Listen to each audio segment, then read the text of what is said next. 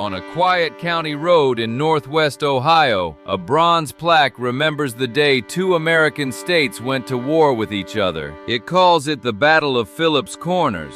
Shots fired, prisoners taken, and not one single drop of blood. Because this is the story of the strangest war America ever fought, a war between Ohio and Michigan. A war fought over a strip of swampy borderland barely 8 miles wide. Two governors, two armies, one muddy little town called Toledo. This is the Toledo War.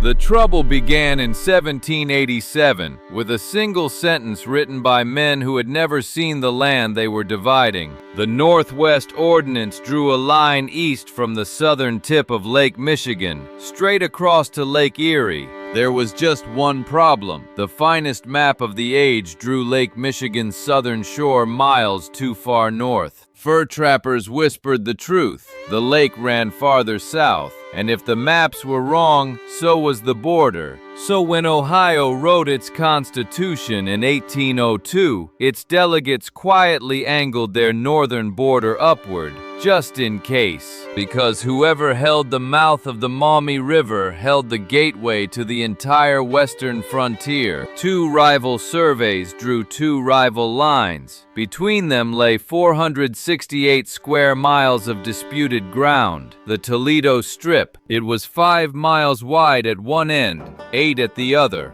Hardly worth a skirmish, except for what waited at its eastern edge. The Erie Canal had just turned Buffalo from a village into a boomtown, and every western port dreamed of being next. Detroit sat penned behind the Great Black Swamp, 100 miles of mud that swallowed wagons whole.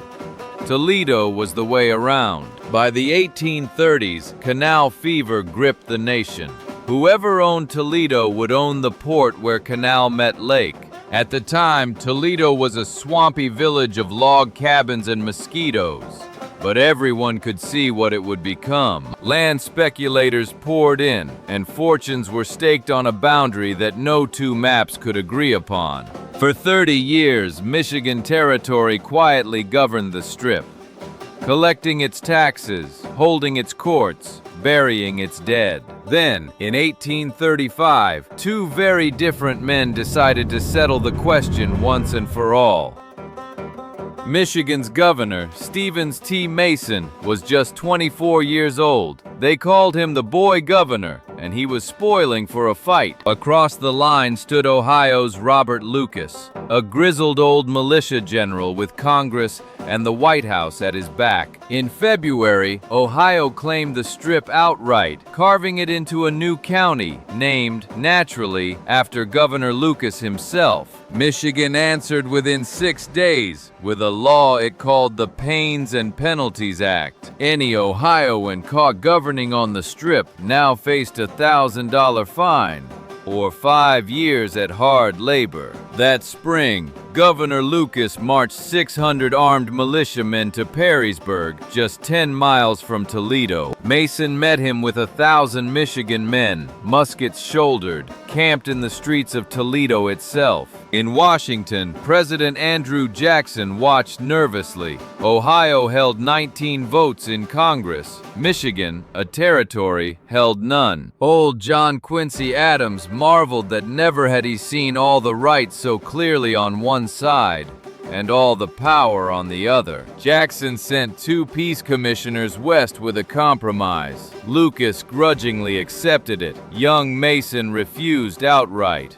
Days later, Michigan sheriffs began making arrests. Ohioans charged with the crime of voting in an Ohio election. Then Lucas sent his surveyors north to remark Ohio's line straight across land that Michigan called its own. On April 26th, an armed Michigan posse of 50 men caught the survey party resting at a farm called Phillips Corners. Shots rang out over the surveyors' heads. Ohio swore there were 30 of them. Michigan swore they were only warnings. The survey party scattered into the woods, running hard for the Ohio line as musket smoke drifted over the clearing. 9 Ohioans were captured and marched to jail in Tecumseh. The Battle of Phillips Corners was over. Nobody had been hit. All that summer, Michigan patrols swept through Toledo by night, hauling Ohio partisans north to the Monroe County Courthouse in irons. But in the newspapers, it was war.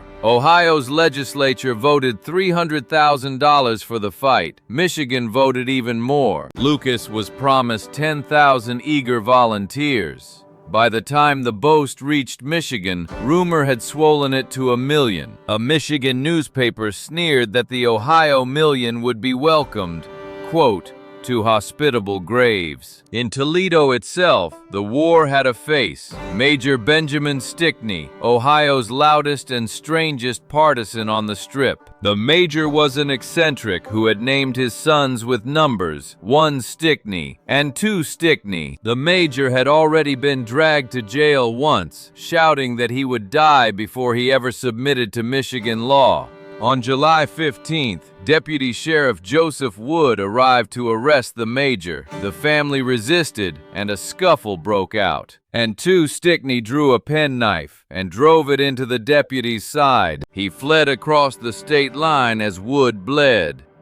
The wound was slight, but it was the only blood spilled in the entire war. Mason demanded the boy's extradition. Lucas refused him. So did President Jackson. So did the Supreme Court. Jackson had seen quite enough of the boy governor. That August, he removed Mason from office by letter. Michigan greeted his appointed replacement by burning him in effigy and pelting him with vegetables in the street. But Mason had one card left to play. Ohio's new court was set to convene in Toledo on September 7th.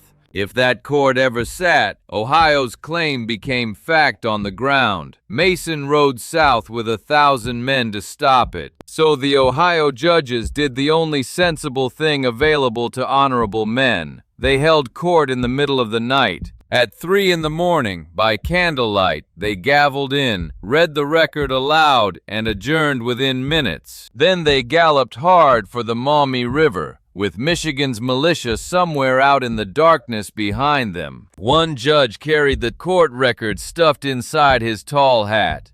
Without that scrap of paper, the session never happened. By sunrise, it was done.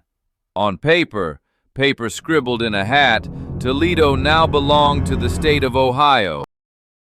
That fall, Michigan's voters gave their answer anyway. They approved a state constitution and defiantly re-elected their fired boy governor. Congress left Michigan waiting in the hallway, its would-be senators permitted to watch from the gallery, but never once to vote. The following summer, Congress finally named its price for statehood: give up the Toledo Strip forever.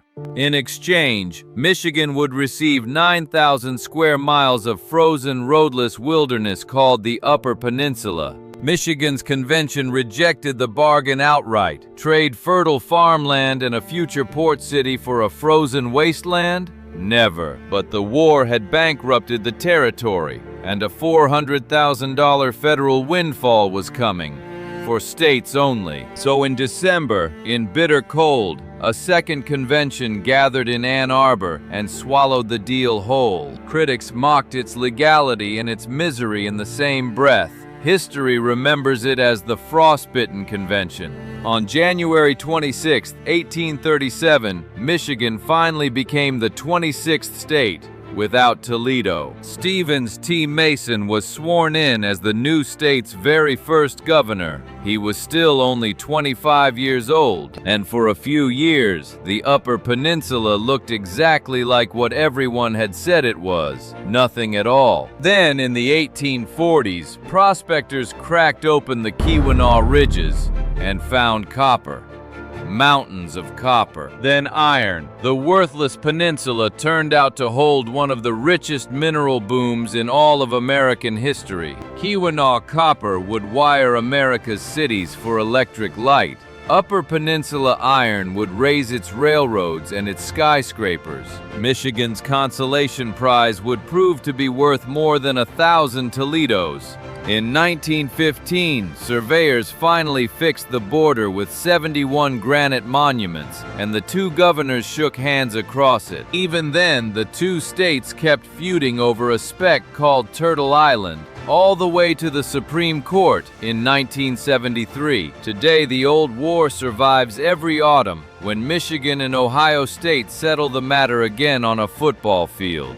And in Erie, Michigan, the losing side put up a marker of its own.